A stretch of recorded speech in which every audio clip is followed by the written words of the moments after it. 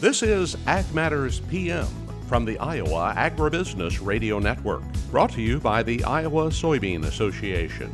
Your daily recap of the information that affects Iowa's farmers, producers, and consumers, right here in the heart of the heartland. With reports from our award-winning broadcast team of Dustin Hoffman and Riley Smith. Now, from the IARN studios in Des Moines, here's Riley Smith. Well, good day and welcome to Ag Matters PM from the Iowa Agribusiness Radio Network. I'm Riley Smith. Today is Wednesday, July 20th, 2022. We're so glad you can join us today. Well, we're happy to be back on air after a few days of internet issues here at the office.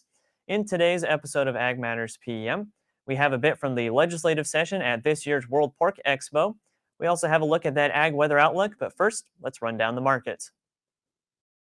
It's time now for the Ag Matters PM Closing Market Summary, your source for market analysis and settlement prices from the day's trade in Chicago, courtesy of the folks at agmarket.net.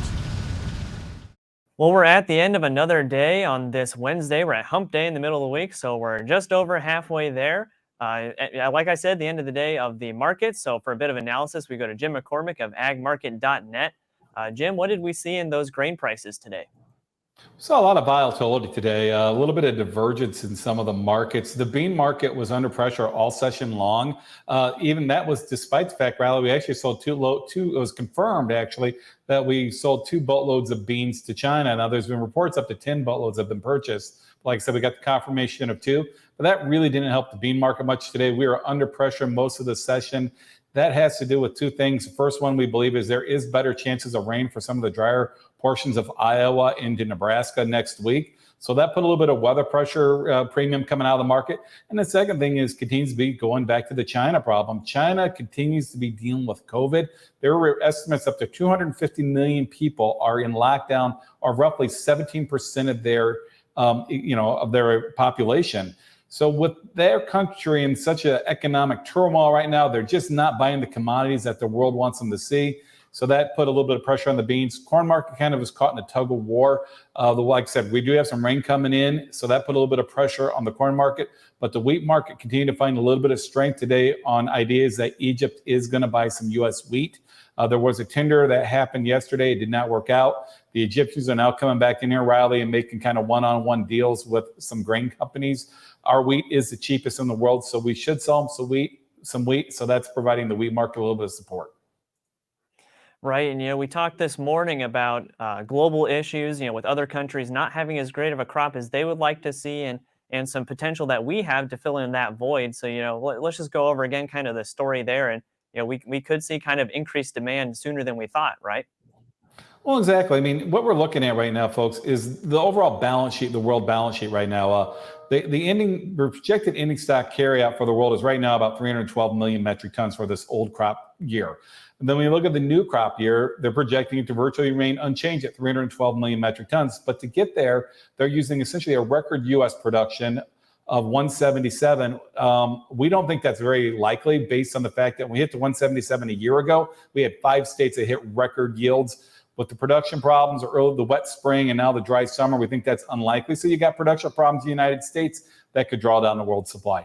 Then now you've got this, heat that's just baking Europe. Now remember, Europe's essentially on the same growing cycle as we are. So they've got quite a bit of corn moving into that critical pollination season, just like us. So we think their crop's potentially getting a little bit smaller. So if their crop gets a little bit smaller, they'll have to become a net importer. Traditionally, they buy grain from the Ukraine, but we know the Ukraine cannot get old crop out. And even if they can, the new crop's going to be down due to the war. So the world supply is going to tighten. And lastly, the world is also keeping that carry out at 312. They're assuming the South America crop is going to be full production at record yields. And plain and simple, Argentina is also dealing with some dryness issues as well. So the odds tell us the world supply is going to tighten up a little bit. And depending on where it tightens up, that hopefully will provide us opportunity to sell some grain onto the world market. And what about those livestock markets? Are they largely taking advantage of those lower grain prices today? Well, in general, the cattle market continues to be more in a sideways market at this point in time. The market on the supply side is worried that this heat that the plains is seeing is going to bring cattle to market quicker. That might kind of put a little bit of pressure on the supply side of the situation as it increases supply. But demand overall is held in much better than it seasonally does this time of year as people continue to go out and spend money despite the higher costs of life, due to the fact they're just trying to get on with life after COVID. The hog market continues to work higher. The cash market's following the pork values.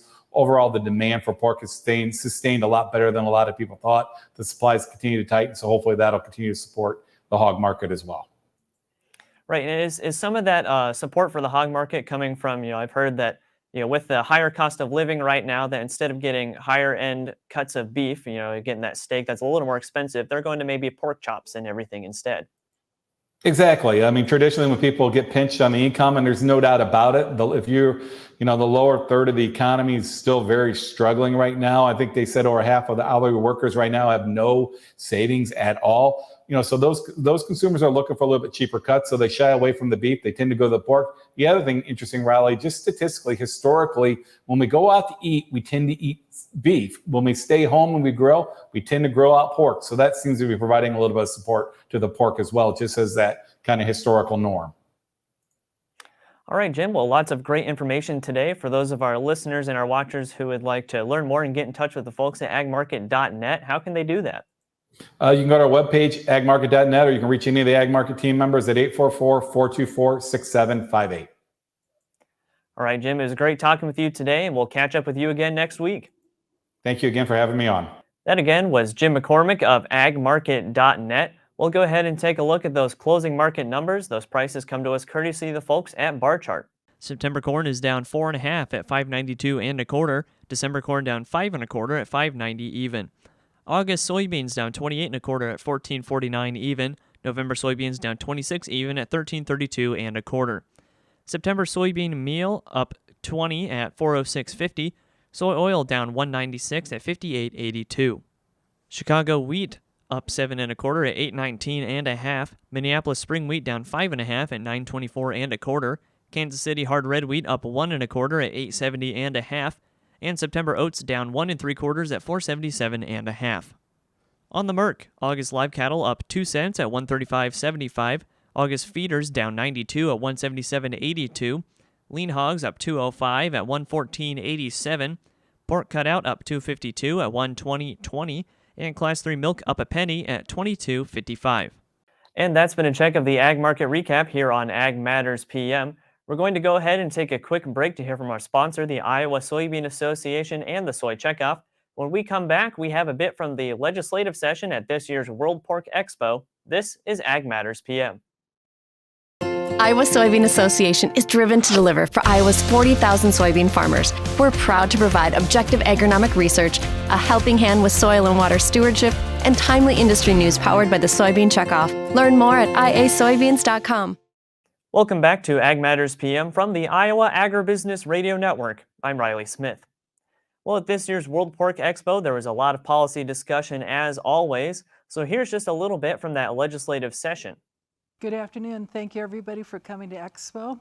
As part of our strategic plan, one of the big areas was foreign animal disease. As a veterinarian, I've been very involved in that area for several years, but we worked with a joint task force of members of our board and the National Pork Board to really put together an ASF national strategy. One of the members, Dr. Jeremy Pittman, is here in the room, and we had 3 other members from the 2 boards. Came up with 6 priority areas that we felt are necessary for us to be able to be better prepared to respond to a potential outbreak of African swine fever. And that included harmonizing state and federal plans. So as we have producers who work in multiple states, they can have some assurance of consistency between states. We wanted to make sure that producers have the clear and reasonable to interpret information on what will be expected of them as they're part of the response. We wanted to maximize surveillance efforts in the United States, so if we were to have a case, we would discover it as quickly as possible. We are supporting the U.S. Swine Health Improvement Plan, which is a pilot project right now that is modeled after the National Poultry Improvement Plan, but we would like to see that become a USDA official program. We also want to make sure that producers, in the case of an outbreak, will get fair indemnity and market support. And then finally, if we do have an outbreak, we want to be prepared to return to trade as quickly as possible. So the group put those 6 priorities together. We have put a series of tactics around those priorities and how to achieve them. And so going forward, we are not only continuing the work we have done around African swine fever, we are focusing on those priorities. All right. Hey, everybody. I'm Jack Dedeville. I'm the manager for competition, labor, and tax for NPPC.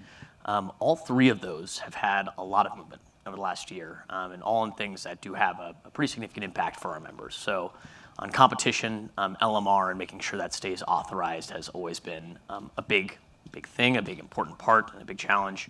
It's been tied to government funding, especially the last year, and fortunately we were able to get that extended through the end of the fiscal year in the omnibus. We have some updates we'd obviously like to see made, but we're happy to see that it is continuing to make sure our members are informed, able to enter deals with all the information they need. On labor, it's continuing to be a challenge, and it's important for us to remember that this is a challenge that has existed far before the pandemic. The lack of access to key visa programs like H-2A continues to be a frustrating source of problems for our members, and trying to get access to visa programs we know will help alleviate this, especially in such a tight labor market. Working there and making sure that our other visa programs that we are able to use, like TNs, J1s, and the like, continue to work well. And then lastly, on tax, obviously been a big focus over the last year for the administration, for Congress, and while we are still working through, what is going to happen, if anything, on the Hill, making sure that the major points, things like stepped-up basis, continue to be protected, all the things that our members use for estate planning continue to be intact. So a lot of things going on, but continue to work. Well, good afternoon. I'm Maria Ziva. I'm the Assistant Vice President. I'll start again. I'm Maria Ziva. I'm the Assistant Vice President of International Affairs for the National Pork Producers Council. For the pork producers, trade is vital to the success of our industry. We export about 30% of our production, and in 2021, that was about $8.1 billion of pork and pork products to over 100 countries. In our role at MPPC, we really want to focus on 3 areas. One is to expand market access, whether that's through the negotiation of new free trade agreements, better market access through other means that are not free trade agreements. Second is to make sure that when we do have that market access, that we maintain it.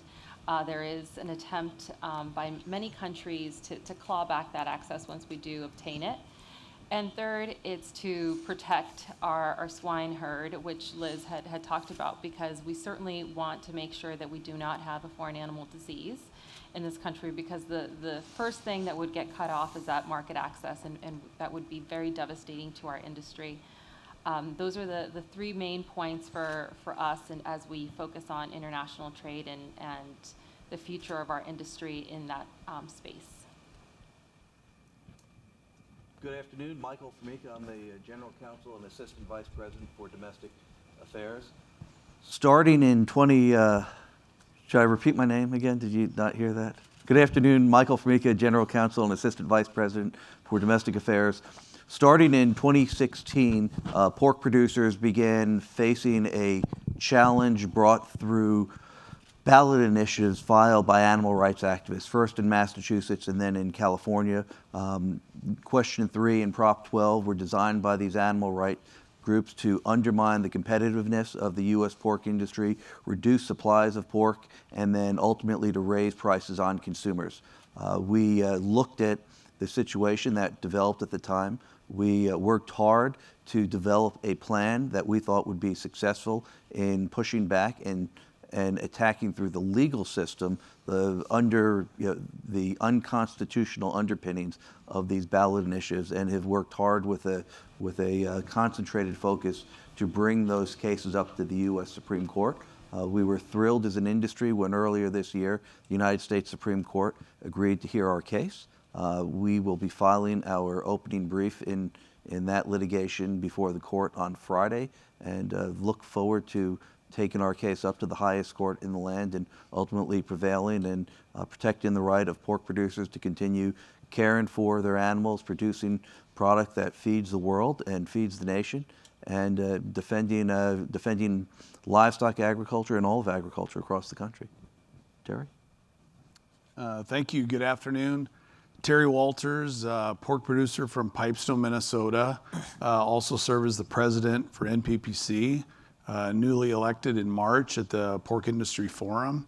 My wife Sylvia and I have an operation that we operate as Stony Creek Farms out of Pipestone, primarily in the wean pig business with operations throughout southern Minnesota and South Dakota. Would really like to echo what my colleagues over here have said, some of the top issues that we have in the industry, but to add to that from the standpoint of the farm family and the generational transfer. I appreciate all of you being here and supporting our industry and the things you do to back us up. But ultimately, one of the passions that I have is seeing the next generation return to the farm. And so with my efforts here at MPPC, the work of this team and of colleagues, I certainly look forward to serving the industry in the coming year, but also protecting our freedom to operate and maintain that generational transfer so we can have a viable, valid industry that continues for many generations to come. Very well said. Well, I think you can all attest to the level of expertise that we have, not only here, but on the rest of our team at the National Pork Producers Council. And so we'll open up to questions from the audience here in a few minutes, but I did want to start off with just a couple of questions here. Liz, as we talked through, and you mentioned African swine fever and the plan that's being put together, but maybe give us a quick update on what's being done to keep ASF out of the United States today, and now that especially now that it's been fully established within the DR. That's a great question. Last July, we found out that African swine fever was identified in the Dominican Republic and subsequently in Haiti. One of the things that's happened, and this goes back to helping protect trade, is that USDA declared the island of Puerto Rico and the Virgin Islands, U.S. Virgin Islands, to be a protection zone. That means if there are cases on those islands, they would not impact the status of the mainland as still being ASF free. So that's very important in helping us protect our trade. We've also worked really hard with over 200 other agriculture groups to make sure Customs and Border Protection is fully funded. They're funded from airline ticket user fees, which, as you know, over the pandemic, there was a major shortfall to the tune of $635 million. Our staff worked really hard to put together a coalition that was able to get that funding in the omnibus bills and another 285 in this last year's budget. So those of that, now that CBP is fully funded, or Customs and Border Protection is fully funded, we are working with them regularly to make sure that their staff are very aware of African swine fever. They send out what they call musters, which are communications to their staff on how African swine fever is moving internationally, what to be looking for. We have also increased funding where they have upped their number of detector dog or beagle teams. And so USDA, which works with Customs and Border Protection, and as an industry, it's truly been a industry and government effort to coordinate and make sure that we are protecting U.S. agriculture. So that addresses what we're doing to keep it out. But as we look at, I think it would be silly of us not to look at prevention, but also preparedness. And so as it stands now, do we have the resources, the people, the expertise, the tools, everything that we would need in the case of a foreign animal disease like ASF now? Are we as prepared as we can be for that? I think one of the things that we need to be aware of is that producers are going to need to play a part in the response. that we cannot count on state and federal veterinary authorities to be able to come in and handle everything. And so we're really encouraging, as part of our plan that I discussed, putting together a dashboard or portal that would give producers the kind of information they need to know. But at a very minimum, we're requesting that producers sign up for secure pork supply, that they get an AgView account to be able to keep track of their movements, that they look at the U.S. Swine Health Improvement Project, and really look at what they can do to step up biosecurity, make sure they know who their state veterinarian is, make sure they know who their federal veterinarians are, make sure that they know what agency within their state would be in charge if they had to depopulate animals and dispose of them. And so there's a lot that can be done ahead of time when producers realize that they're going to have responsibility in an outbreak. So we're making progress. We're making progress. Making progress, okay. That again was just a bit of the legislative session from this year's World Pork Expo.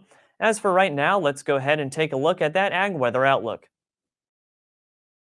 Well, today we've had clear skies and sunny conditions, and a little warmer today, though not as warm as we have been seeing. However, tomorrow it's looking like those warm temperatures will pick up again. Even in Des Moines, we're looking at about 97. So let's go ahead and take a look at what the National Weather Service has in store for the next 24 hours. As you can see here from the National Weather Service, we've got clear skies and warm temperatures. Today it'll be sunny statewide and breezy across most of the state. Temps range from the mid-80s to low 90s. Tonight will be clear and cool across the state. Lows overnight should range from the low to upper 60s. And tomorrow will be sunny and hot throughout the state. Highs will be in the low to upper 90s. Looking at the affiliate weather map right now, as you can see for tomorrow, Cherokee will be sunny with a high of 90. Shenandoah sunny and a high around 95. Des Moines sunny and hot with a high of 97. Albia sunny and hot as well and 97. Waterloo sunny and 91. And Clinton is looking to be sunny with a high of 92. For more detailed forecasts in your part of the state, make sure to check in with your local Iowa Agribusiness Radio Network affiliate. And that's been a check of the Ag Weather Outlook, and that also brings us to the end of this episode of Ag Matters PM. You can find all of our content on our website at iowaagnet.com. You can also follow us on social media at Facebook, Twitter, and TikTok, and you can find all of our videos as well as previous episodes of AM PM on our YouTube channel, so make sure to subscribe and hit the notification bell to see when our videos go live. Don't forget our twice free daily market podcasts on Apple, Google, Spotify, and Podbean. From the IARN studios in Des Moines, I'm Riley Smith. On behalf of Avery Haskell and Dustin Huffman, we thank you for watching. This has been Ag Matters PM.